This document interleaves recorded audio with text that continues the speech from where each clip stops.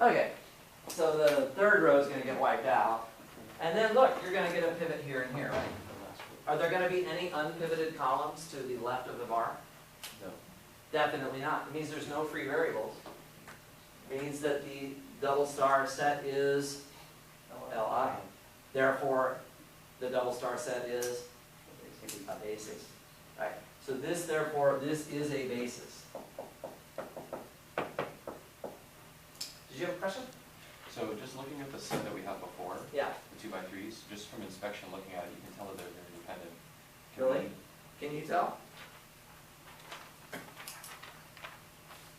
4 vectors is usually hard to just tell by looking at it. How can you tell that those are linearly independent just by looking at it? The 2 on the left, the top of them, they can't be multiples of each other because of the zeros. And the Okay. same thing on the 2 on the right. You can't move them top and bottom. So You're right.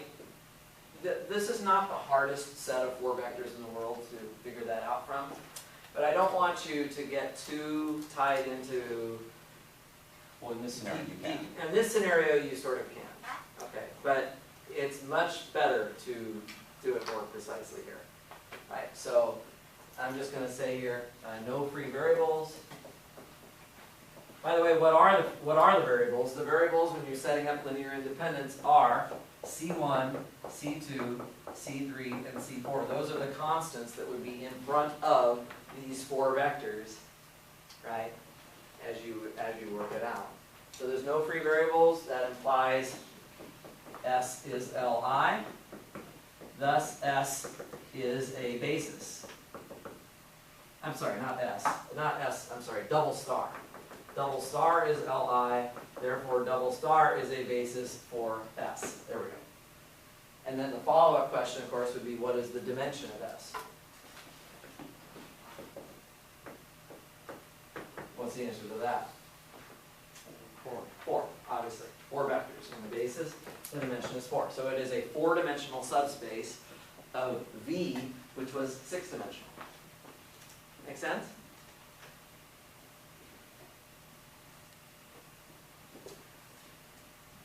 Do you have a question? Oh, I was just gonna go back to like what you said about before about like how to prove that it's a Yes, subspace. I haven't forgotten about that. Is it because it's like there's a null space that exists? No. Remember what I said? Somebody already pointed that out. No, this has nothing to do with null space, row space, or column space, right? But there is a reason why S forms a subspace that you could give me that has nothing to do with checking closure under addition and scalar multiplication. Has anybody figured out what it is yet? All right, I'm going to show you. Another automatic reason why something can be a subspace is if we recognize that S is just this.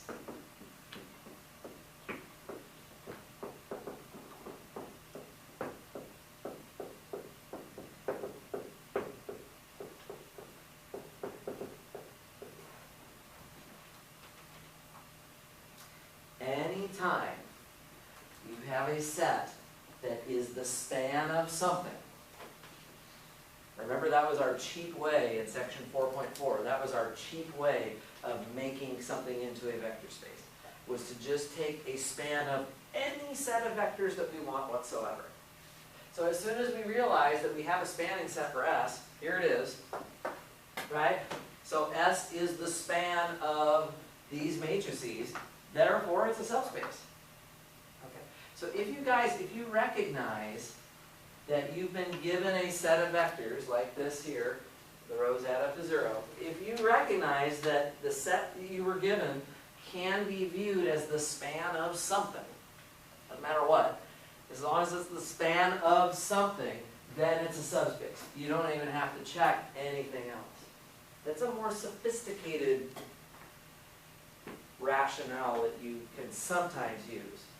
There's nothing wrong with the way we did it before when we checked the closure under addition and scalar multiplication. Everybody needs to be able to do that too, because you won't always recognize that your set is the span of something. You won't always see it so quickly. Okay. If you go back to the group, I think it might have been group work number 6, where there were like 6 different parts. and it was just asking you, is this a subspace? Is this a subspace? Is this a subspace? And so on, and you work the whole thing down, right? You might be able to go back to some of those now, and instead of checking them by using closure under addition and scalar multiplication, you might be able to say, hey, this is a subspace because it equals the span of these vectors. Anytime you have a span of a set of vectors, you have a subspace. It's just that simple. So, that was the point I was going to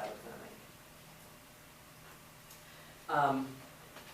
However, okay, so here's here's the trick question. This is not on the review packet, but this is a homework problem that I noticed that some people didn't do, so I wasn't happy about that. But I want to go back to it real quickly here. What this problem, number 19 in section 4.6 said, it said, determine a basis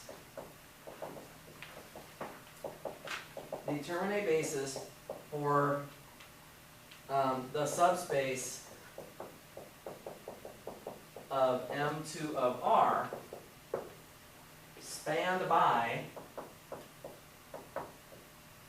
and then I gave you these matrices, 1, 3, -1, 2, comma, 0, 0, 0, 0, comma, -1, 1, I'm sorry, -1, 4, 1, 1, and then 5, -6, -5, 1. So this is an appropriate time for me to remind you of this example. Okay, so in the spirit of the problem that I just showed you, let me just point out here that basically, what is the subspace that we're talking about here? Basically, S is just the subspace, let's call it S. The subspace S spanned by these matrices. It literally is, by definition, the span of these vectors. So you just basically make a list here.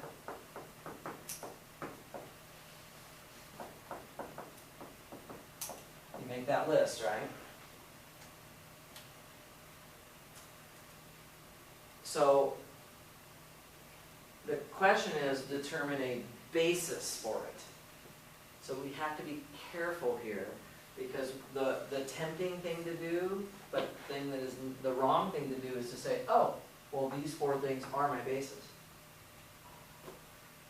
You would be tempted to say that because these 4 matrices, they do span the space S by the very construction of S, right? The way S was made, how did we make this space S?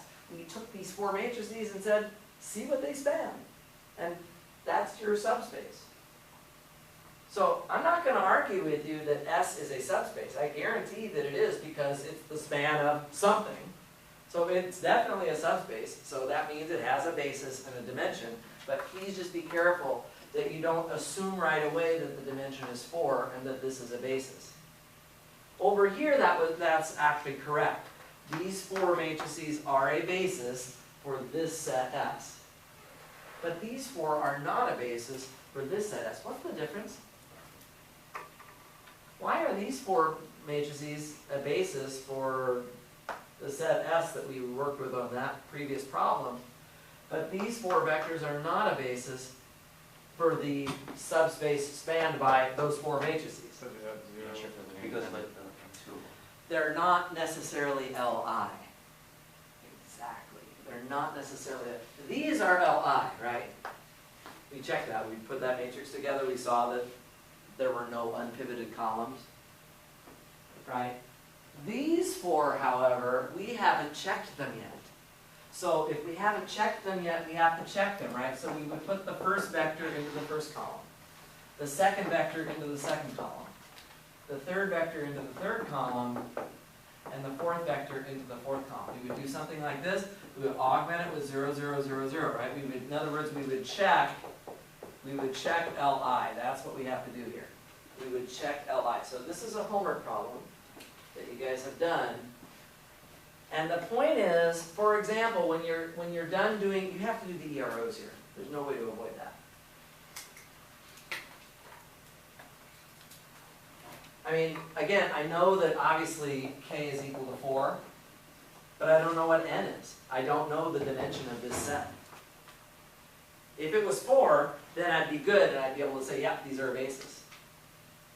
But I don't know the dimension of this set S, and in fact, do you realize when you do the EROs, you're never going to get a pivot in the second column? That means that second column is creating a linear dependency. It means you better throw it out. You better throw it out. Well, what is the second column? It's just that vector right there. So you just throw it away and say, that can't be part of the basis. And in fact, so then you do if you do the EROs here, okay, I don't want to spend too much time on this. I forget exactly what happens. The third row also gets knocked out at first. The third row gets knocked out too? Oh, look at the third row. It's a Yeah, multiple right of the side. first row. Right. Yeah, the third row is just a multiple of the first row. It gets knocked out too. And then what else happens here? Negative 21 maybe? 0, and then the bottom row, I'll multiply through by negative 2 and add, oops, no, that's 0. Multiply by negative 2 and add to something like this. No, I'm doing something wrong. Did I write down the matrices correctly? No, I didn't. That's why. This is supposed to be 5, negative 6, negative 5, and negative 1. So I should have had a negative, oh goodness, let's see.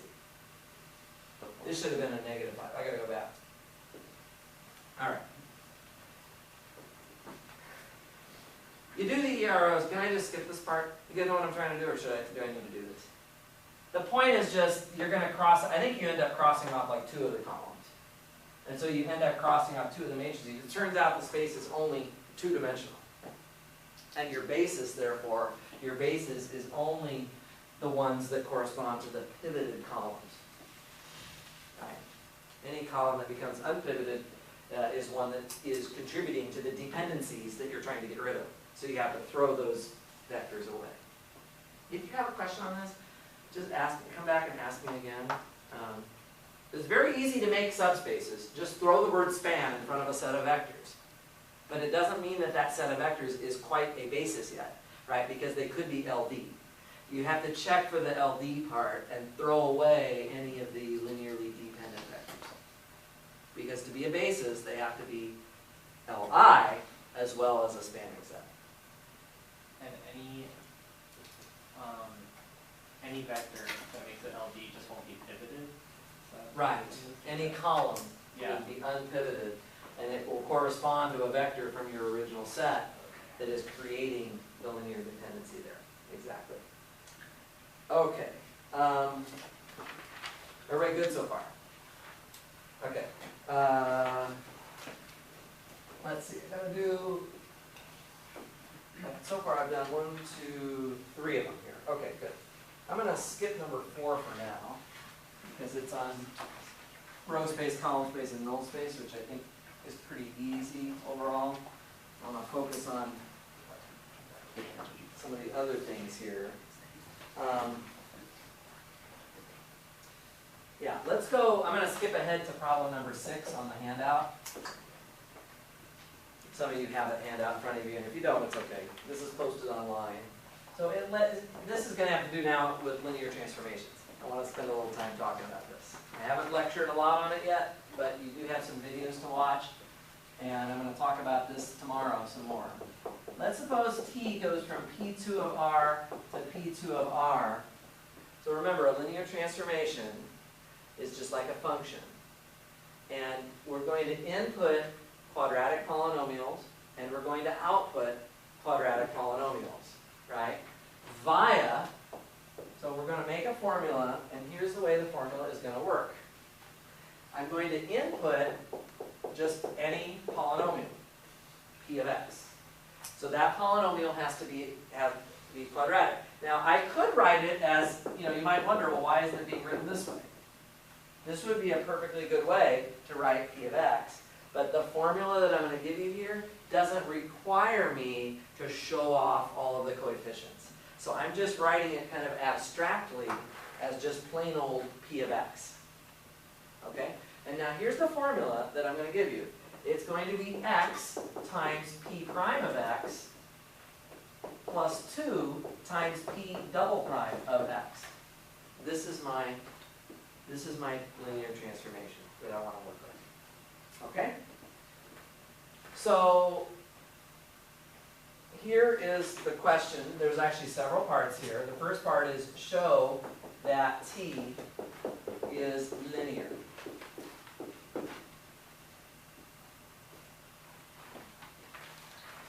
How many people remember, I know we haven't spent a lot of time on this yet, but you're working on it for the homework for tomorrow. If I'm asking you to show that something is linear, do you remember what I have to do?